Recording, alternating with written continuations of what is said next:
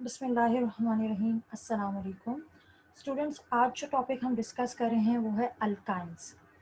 Alkynes वो hydrocarbon जिसमें triple bonds मौजूद होते हैं। ठीक है, जब हम इसके स्ट्रक्चर की बात करें तो अभी जो हम फिल वक्त जो मॉलिक्यूल डिस्कस करेंगे वो है इथाइन का मॉलिक्यूल। ठीक है, first member of alkyne family, जिसमें दो कार्बन्स मौजूद होते हैं और इथाइन में मौजूद दोनों कार्बन sp हाइब्रिडाइज्ड होते हैं। sp हाइब्रिडाइजेशन का मतलब ये हुआ कि यहाँ पे टोटल 3p ऑर्बिटल्स होते हैं जो px py pz, उन तीन में से एक p हाइब्रिडाइजेशन में इन्वॉल्व हो गया है और दो p जो है रिमेनिंग p ऑर्बिटल्स दोनों कार्बन्स के पास मौजूद हैं। इथाइन के मॉलिक्यूल की जब हम बात करते हैं तो इथाइन के मॉलिक्यूल में 3 सिग्मा बॉन्ड्स मौजूद होते हैं। 2 सिग्मा बॉन्ड्स आपको नजर आएंगे बिटवीन कार्बन एंड हाइड्रोजन, और जो ओवरलैप वहाँ बनता है वो बनता है sp और s का ओवरलैप, यानी कि कार्बन का sp ऑर्बिटल हाइड्रोजन के s ऑर्बिटल पे ओवरलैप करता है।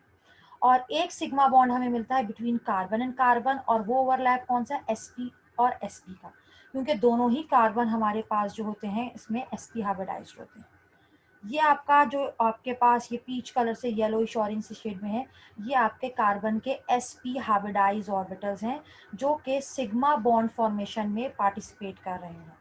ठीक है, ये एक ओवरलैप है कार्बन कार्बन का, जो एक कार्बन कार्बन बॉन्ड की हम बात कर रहे थे और कह रहे थे कि ड्यू टू sp और sp ओवरलैप होगा, ये वो सिग्मा बॉन्ड है। दूसरा सिग्मा बॉन्ड ये आ रहा है हाइड्रोजन के साथ, हाइड्रोजन का s ऑर्बिटल, कार्बन का sp हाइब्रिडाइज ऑर्बिटल, दूसरा ओवरलैप, और ये तीसरा ओवरलैप। तो इस तरह टोटल 3 सिग्मा बॉन्ड्स बन गए। 3 सिग्मा बॉन्ड्स बनने के बाद हर कार्बन के पास 2 प्योर p ऑर्बिटल्स बचे हुए। एक p ऑर्बिटल ये, यानी कि अगर कार्बन ने जो है px ऑर्बिटल इस्तेमाल कर लिया है हाइब्रिडाइजेशन में तो ये py, और ये आपका pz ऑर्बिटल। इसी तरह ये एक रेड वाला पोर्शन और ब्लू वाला पोर्शन py, और ये ब्लू और ये रेड पोर्शन pz। तो दोनों कार्बन्स के पास दो दो p ऑर्बिटल्स मौजूद हैं जो कि अब पाई बॉन्ड फॉर्मेशन में पार्टिसिपेट करेंगे। ठीक है जी, पाई बॉन्ड कब बनता है? पाई बॉन्ड प्राइमरी बॉन्ड नहीं होता, प्राइमरी बॉन्ड सिग्मा बॉन्ड होता है। जब सिग्मा बॉन्ड बन जाता है तो उसकी फॉर्मेशन के बाद ये जो रिमेनिंग अनहाइब्रिडाइज या जिनको हम प्योर पी ऑर्बिटल्स बोलते हैं वो लेटरल या साइड बाय साइड ओवरलैप करते हैं और आपके पास पाई बॉन्ड फॉर्म करते हैं। ये जो सेंट्रल पार्ट है ये सिग्मा बॉन्ड को रिप्रेजेंट कर रहा है। ठीक है जी, ये सिग्मा बॉन्ड की रिप्रेजेंटेशन है। अब हमारे पास जो हमारे ऑर्बिटल्स थे, जो पी वाई और पी जेड थे, उनकी साइड बाय साइड ओवरलैपिंग हो रही है और आपके पास क्या बन रहा है, पाई बॉन्ड बन रहा है। एक देखो आपके पास ये ऑर्बिटल था, ये रेड वाला पार्ट और ये ब्लू वाला पार्ट, ये रेड वाला पार्ट ये ब्लू वाला पार्ट, ये दोनों पी थे, पी वाई थे, इन दोनों ने साइड बाय साइड ओवरलैपिंग की, एक पाई बॉन्ड ये बना, यानी कि इस प्लेन के above the plane and below the plane. और दूसरा जो पी जेड था ये ब्लू वाला पार्ट और एक रेड वाला पार्ट, तो यहाँ पे भी ऐसी ऑर्बिटल था, ब्लू पार्ट और रेड पार्ट। इन दोनों ने, ये दोनों पी जेड थे, इन्होंने भी एक दूसरे के पैरेलल थे तो इन्होंने भी साइड बाय साइड ओवरलैपिंग की। तो ये फ्रंट और बैक साइड, ये दूसरा पाई बॉन्ड। जो पाई इलेक्ट्रॉनिक क्लाउड है, जो पाई बॉन्ड के इलेक्ट्रॉन्स हैं, वो क्या है, सिलेंडर की तरह बिल्कुल सिमेट्रिकल वे में इस कार्बन कार्बन सिग्मा बॉन्ड के सराउंडिंग में मौजूद है। एक सिलेंड्रिकल फॉर्मेशन हो जाती है। आपके पास सेंटर में सिग्मा बॉन्ड, प्लेन के ऊपर भी इलेक्ट्रॉन्स, प्लेन के नीचे भी इलेक्ट्रॉन्स, प्लेन के बैक साइड पे भी और प्लेन के फ्रंट साइड पे भी, तो एक सॉर्ट ऑफ सिलेंडर फॉर्म हो जाता है। ये आपके पास ओवरऑल स्ट्रक्चर्स हैं कि ये सिग्मा बॉन्ड्स हैं इथाइन के मॉलिक्यूल के, ये इनके पी ऑर्बिटल्स हैं। ठीक है जी, आपके पास ये और ये एक ऑर्बिटल है, ये और ये ऑर्बिटल है, इन दोनों की ये ओवरलैपिंग हुई। और ये जो बैक साइड पे ब्लू है और फ्रंट पे ये रेड है, बैक साइड पे ब्लू है और फ्रंट पे रेड है, तो ये दूसरी ओवरलैपिंग हो रही है इन दोनों की, जिसके रिजल्ट में आपके क्या फॉर्म हो रहे हैं, ये पाई बॉन्ड्स फॉर्म हो रहे हैं। अब जब हम बात करते हैं तो आपके पास इसमें sp हाइब्रिडाइजेशन है, लीनियर मॉलिक्यूल है। अगर आप मॉलिक्यूल को रोटेट भी करते हो around carbon carbon sigma bond, तो यहाँ पे एनर्जी में कोई चेंज नहीं आता, ना ही इलेक्ट्रॉन डेंसिटी में कोई चेंज आता है, सिर्फ आपका मॉलिक्यूल इन्वर्ट होता है। ठीक है, अपसाइड डाउन मूव हो जाता है और कोई चेंज नहीं आता क्योंकि ये एक लीनियर मॉलिक्यूल है। और इसकी वजह से हम कहते हैं कि इसमें हम ज्योमेट्रिकल आइसोमेरिज्म भी ऑब्जर्व नहीं करते। अब अगर हम अल्काइन की फिजिकल प्रॉपर्टीज़ की तरफ आएँ तो अल्काइंस जो हैं नॉन पोलर है, वाटर में सॉल्युबल नहीं है क्योंकि नॉन पोलर है। तो अब ये क्या है, अपने ही जैसे सॉल्वेंट्स में सॉल्युबल हो जाएंगे, जैसे कि ऑर्गेनिक सॉल्वेंट्स हों जो नॉन पोलर उनमें। उसके अलावा ये कलरलेस हैं, ऑर्डरलेस हैं, ठीक है, एक्सेप्ट एसिटाइलिन। एसिटाइलिन क्या है हमारा, इथाइन। इथाइन की गार्लिक लाइक ऑर्डर होती है। मेल्टिंग बॉइलिंग पॉइंट्स, डेंसिटी वगैरह जो है इनकी, जैसे मेल्टिंग बॉइलिंग पॉइंट्स कम ही होते हैं। और अगर हम बात करें मेल्टिंग बॉइलिंग पॉइंट्स और डेंसिटीज़ की तो ग्रेजुअली वो इंक्रीज़ होती हैं जैसे जैसे मॉलिक्यूलर मास बढ़ता है। ठीक है, मॉलिक्यूलर मास बढ़ रहा है, ठीक है, मास बढ़ रहा है तो डेफिनेटली डेंसिटी और मास का डायरेक्ट रिलेशन है। ठीक है, मॉलिक्यूलर मास बढ़ा है यानी कि कार्बन एटम्स बढ़ रहे हैं, एटम्स बढ़ रहे हैं यानी कि फोर्सेस बढ़ रही हैं। फोर्सेस को ओवरकम करने के लिए ज़्यादा एनर्जी रिक्वायर्ड है तो मेल्टिंग बॉइलिंग पॉइंट बढ़ रहा है। फर्स्ट थ्री मेंबर्स जो है अल्काइन के वो क्या हैं, गैसेस हैं। नेक्स्ट 8 मेंबर्स आपके लिक्विड्स हैं और हायर मेंबर्स फिर सॉलिड की तरफ मूव कर रहे हैं, यानी कि इंक्रीजिंग कार्बन एटम्स। ठीक है, कार्बन एटम्स बढ़ने से क्या हो रहा है, आपके पास ग्रेजुअल चेंज आ रहा है फिजिकल स्टेट में, क्योंकि एटम्स बढ़ने से अट्रैक्टिव फोर्सेज जो हैं वो बढ़ती हैं। अब अगर हम बात करें इसकी स्टेबिलिटी की तो अल्काइंस के लिए कहा जाता है जो भी चीज़ आपकी स्टेबल होती है वो लेस रिएक्टिव होती है। अब यहाँ पे अल्काइंस के लिए हम एक्सपेक्ट कर रहे थे कि जब हमने अल्कीन्स को कहा था कि दे हैव पाई बॉन्ड और ये रिएक्टिव हैं, तो अल्काइंस में तो 2 पाई बॉन्ड्स हैं। ठीक है, अब हम जब बात करते हैं तो हम कहते हैं कि जो अल्काइंस हैं ये ज़्यादा स्टेबल हैं अल्कीन से। ज़्यादा स्टेबल होने का मतलब ये लेस रिएक्टिव हैं एज कम्पेयर टू अल्कीन्स। अब ऐसा क्यों है, क्योंकि अल्काइंस में एडिशनल एक एक्स्ट्रा पाई बॉन्ड मौजूद है। अल्कीन्स में तो सिर्फ एक पाई बॉन्ड है, एक बॉन्ड ब्रेक किया उसने रिएक्ट कर लिया। अल्काइंस में 2 पाई बॉन्ड्स हैं, तो 2 पाई बॉन्ड्स को ब्रेक करने के लिए ज़्यादा एनर्जी रिक्वायर्ड है।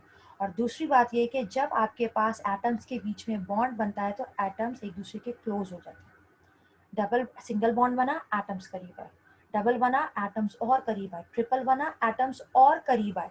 तो जब ट्रिपल बॉन्ड का अल्काइन का केस है तो आपके एटम्स काफ़ी क्लोज हो जाते हैं और आने वाले इलेक्ट्रोफाइल को इलेक्ट्रॉन्स का एक्सपोजर नहीं हो रहा होता। ठीक है, तो एक तो हमने क्या बात की कि presence of extra pi bond, और दूसरा क्या, less exposure of electrons. Electrons का एक्सपोजर इलेक्ट्रोफाइल के लिए ज़्यादा अच्छा नहीं है क्योंकि 3 बॉन्ड्स बन गए, एटम्स बहुत करीब करीब हैं। इसीलिए आपके जो अल्काइंस होते हैं वो लेस रिएक्टिव होते हैं। इस चीज़ को जस्टिफाई करने के लिए ये थर्मोडायनेमिक डेटा भी हमारे पास मौजूद है। ये जो हीट लिखी हुई है यहाँ पे, ये इनकी हीट ऑफ हाइड्रोजनेशंस है। नेगेटिव साइन शो कर रहा है कि ये हीट्स इवॉल्व होंगी। हाइड्रोजनेशन एक एक्सोथर्मिक प्रोसेस है, इसमें एनर्जी रिलीज होती है। -290 वैल्यू है हेक्साइन के लिए और -126 वैल्यू है हेक्सीन के लिए। ठीक है, -290 ज़्यादा वैल्यू है हेक्साइन की। अब हम कैसे जस्टिफाई करेंगे, सिस्टम जिसकी एनर्जी कम होती है वो लेस स्टेबल है। अब कम एनर्जी किसकी होगी, जो ज़्यादा एनर्जी को रिलीज कर देगा। कौन ज़्यादा एनर्जी को रिलीज कर रहा है, हेक्साइन। ठीक है, जितनी ज़्यादा एनर्जी रिलीज होगी पीछे बचने वाली एनर्जी कम हो जाएगी और वो सिस्टम उतना ही ज़्यादा स्टेबल होगा। तो हेक्साइन ने अपनी ज़्यादा एनर्जी रिलीज की है, तो इसका मतलब ये है कि ये ज़्यादा स्टेबल है। और हम यही बात कर रहे हैं कि जो अल्काइंस होते हैं वो अल्कीन्स के मुकाबले में ज़्यादा स्टेबल होते हैं। प्रिपरेशन ऑफ अल्काइंस की बात करें तो अल्काइंस को प्रिपेयर करने के 2 मेथड्स हैं जो एक ही डिटेल में डिस्कस किया गया है बुक में हमारे पास। लेकिन 2 मेथड्स क्या हैं, फ्रॉम सोडियम एसिटिलाइट, कि हम सोडियम एसिटिलाइट से अल्काइन को प्रिपेयर कर सकते हैं, और थ्रू एलिमिनेशन रिएक्शन। सोडियम एसिटिलाइट हमारे पास क्या है, आपका ये सोडियम और एसिटाइलिन से एसिटिलाइट। ठीक है, अब हमारे पास यहाँ पे क्या हो जाएगा,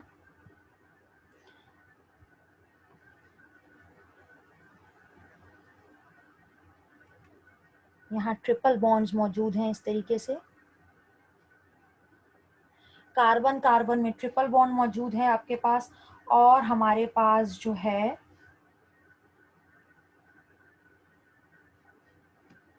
ये स्ट्रक्चर है सोडियम एसिटिलाइट। ठीक है जी, सोडियम एसिटिलाइट, सोडियम, और ये पार्ट एसिटाइलिन से आया। एसिटाइलिन का जो आयन बनता है नेगेटिव, उसे एसिटिलाइट कहते हैं। इसको अभी हम आगे डिस्कस कर रहे हैं कि एसिटिलाइट आयन क्या है। हमने HCl से इसका रिएक्शन कराया तो HCl में जो हाइड्रोजन है वो सोडियम को सब्स्टिट्यूट करके दोबारा से एसिटाइलिन फॉर्म कर देता है। यहाँ पे अल्काइलेशन भी करवाई जाती है। अभी तो हमने यहाँ पे इधर हाइड्रोजन HCl से रिएक्शन करा के इथाइन को प्रिपेयर किया। अगर हमें कोई और दूसरा अल्काइन प्रिपेयर करना हो तो हम यहाँ पे कोई अल्काइल ग्रुप के साथ भी रिएक्शन करवा सकते हैं। तो अल्काइलेशन ऑफ सोडियम एसिटिलाइड से हमें अल्काइंस मिलते हैं। ठीक है, अल्काइलेशन ऑफ सोडियम एसिटिलाइड लिखा हुआ है, इसका मतलब यह है कि हमने इथाइन के अलावा कोई और अल्काइन बनाना है, हमारा इरादा कुछ ये है। और अगर हमें सिर्फ हाइड्रो इथाइन बनाना है तो इथाइन के लिए HCl से ही रिएक्शन करवा देते हैं। HCl का हाइड्रोजन आके सोडियम को सब्स्टिट्यूट करके आपका इथाइन भी जनरेट कर देते हैं। Elimination of hydrogen halide, hydrogen halide की एलिमिनेशन। ठीक है, अब हम कैसे करा रहे हैं एलिमिनेशन ऑफ हाइड्रोजन हैलाइड, यानी कि मॉलिक्यूल में से हाइड्रोजन हैलाइड निकालेंगे, हाइड्रोजन और हेलोजन। इस प्रोसेस को हम डिहाइड्रोहेलोजिनेशन का नाम भी दे सकते हैं। तो अल्काइंस को प्रिपेयर करने के लिए हम विसिनल डाइहैलाइड्स या जेमिनल डाइहैलाइड से अल्कलाइन रिएजेंट्स की प्रेजेंस में डिहाइड्रोहेलोजिनेशन करवा के अल्काइंस को प्रिपेयर करते हैं। अब ये विसिनल और जेमिनल डाइहैलाइड्स कौन से हैं? जेमिनल डाइहैलाइड्स वो होते हैं जिसमें आपका हेलोजन, डाइहैलाइड्स यानी कि दो हेलोजन्स मौजूद हैं। जेमिनल इंडिकेट कर रहा है कि जो दोनों हेलोजन्स हैं वो एक ही कार्बन पे मौजूद हैं। और विसिनल क्या में शो कर रहा होता है, डाइहैलाइड्स हैं, दो ही हेलोजन्स होंगे, लेकिन विसिनल मतलब नेबर्स, नेबर्स पे मौजूद होते हैं, जो एडजेसेंट कार्बन्स पे आपके पास ये दोनों हेलोजन्स मौजूद होंगे। तो ये आपके जेमिनल और विसिनल का डिफरेंस हो गया। ये दोनों ही कंपाउंड्स डिहाइड्रोहेलोजिनेशन करके अल्काइन को प्रोड्यूस करके देते हैं। विसिनल डाइहैलाइड से अगर हम शुरू करें तो आपके पास हम एलिमिनेशन करेंगे हाइड्रोजन हैलाइड की। ठीक है, और रिमूवल कभी भी एक एटम से नहीं होता, हमेशा एडजेसेंट कार्बन एटम से होता है। और यहाँ पे हाइड्रोजन हैलाइड के दो मॉलिक्यूल्स रिमूव होंगे तो अल्काइन फॉर्म होगा। ठीक है, अब हमारे पास क्या है, ये आ गया क्या, ब्रोमीन अटैच है on to neighbouring to adjacent carbons. तो ये क्या है, विसिनल डाइहैलाइड। बेसिक मीडियम में, अल्कलाइन मीडियम में अब हम HBr का मॉलिक्यूल यहाँ से रिमूव करा रहे हैं। यहाँ से एक हाइड्रोजन अगर रिमूव हो रहा है तो ब्रोमीन ये वाला कभी भी रिमूव नहीं होगा, ये ब्रोमीन रिमूव होगा। जब ये रिमूव हो जाता है तो आपके पास एक वैलेंसी इस कार्बन की फ्री हो गई और एक वैलेंसी इस कार्बन की फ्री हो गई।